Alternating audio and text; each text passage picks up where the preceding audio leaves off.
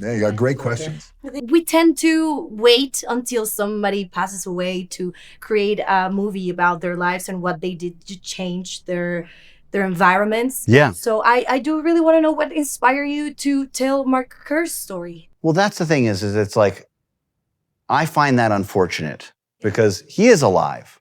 And when I was talking to him, he said, I felt like everybody's forgotten about me. And I was just kind of discarded. And that was terrible, you know? And part of it is I saw this documentary and it was so beautiful. He was so open about his struggles and stuff.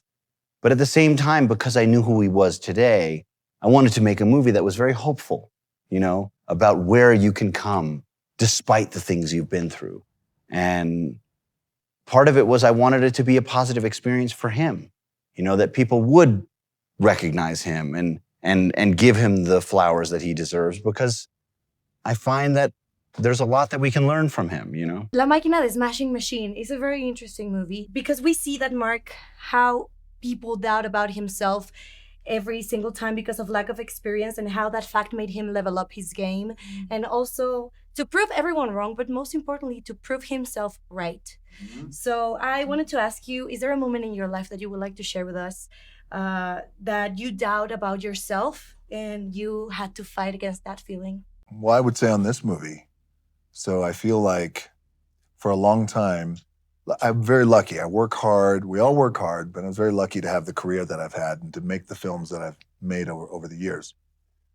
But about 5-6 years ago, I started looking around, 2018 or so. I started looking around and I realized something. And I had this big self-reflective moment. And what I realized was, oh, I'm comfortable. And I don't like it.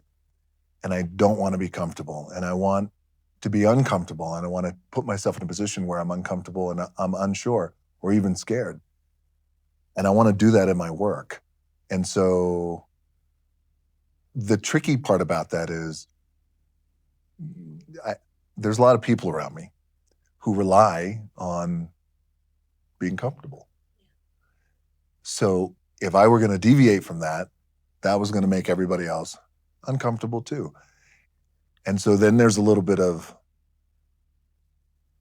do I want to disrupt their lives too as well? You know, we're comfortable, everyone's making money, paying bills. It's like, nah, I got to do it for me. And so in 2019, I watched Uncut Gems, and I went to Benny Safdie with this documentary called The Smashing Machine. And I said, hey, I love your style. I got to know Benny, and I said, I would love to make this with you. And he loved it, loved the documentary. We got along great. We did like this. And it was, let's go be uncomfortable. Yeah, that's amazing. You have to get out of your comfort zone for sure. Yes. And taking that in consideration, that you have to keep yourself open to different things that can come up. What's the thing that surprised you the most during this project? I think it was just the level of connection we all had to while we were working. You know, everybody really felt good being there. And I was really proud of that. You know, that it was like that I could create an environment where people felt like they could not only do the best that they could, but they could leave feeling like that was a great experience, you know? Also, we witnessed how Mark fights against the feeling of failure, and how when he loses, how he's in denial. Did you have a specific conversation with Kerr about it?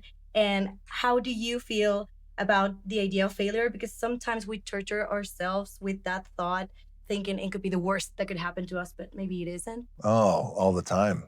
All the time. Well, no one wants to fail. Everyone, you know, wants to do well.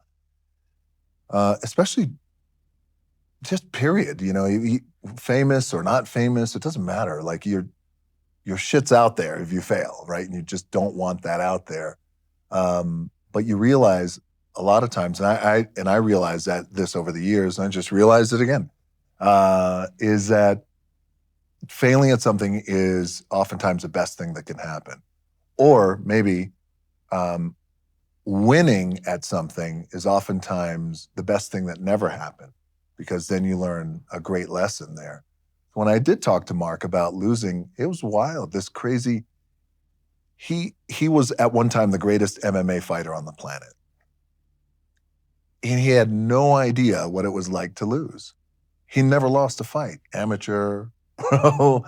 And he couldn't even articulate that. And that's a wild thing, I think, for another human being. So I talked to him about losing, and it was a bad combination, I think, of trying to reconcile with losing a fight, which he did, and then when drugs are involved. And then when that combo happens, that's a hard road to go down. And it's a very hard road to get out of, which he did. Thank you for saying that, because that's the part I want to remind people, is that he did struggle, he did battle these demons, but he got sober. And he has a beautiful son, and he's happy these days, and he is so joyful that this movie is out and it's about his life, and him and all his other pioneers of MMA. So he's a shining example of sobriety and overcome. That's amazing. The performances are something incredible. Oh, is there a special moment that you were like blown away by some? I think it was, it was probably towards, I think it's even, there's like small moments that I get very proud of, you know, where when they're both walking in Japan after his fight, and she looks at him and says, he's in another world. And she says, do you want to hold my hand? And he says, he looks at it and realizes, okay. And there's, again, it's a very small scene, but there's a lot of complicated stuff going on there. And we would have conversations about what's going through your brain when you see that. Like, you're thinking like, do I want this? Like, is this what is going to make me feel better? Maybe it will make me feel better.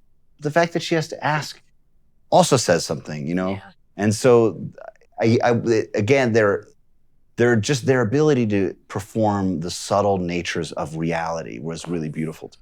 That was amazing. I had a great time, and congratulations on the premiere. Oh, thank you so much. I'm excited. Thank you. It was great to talk to you.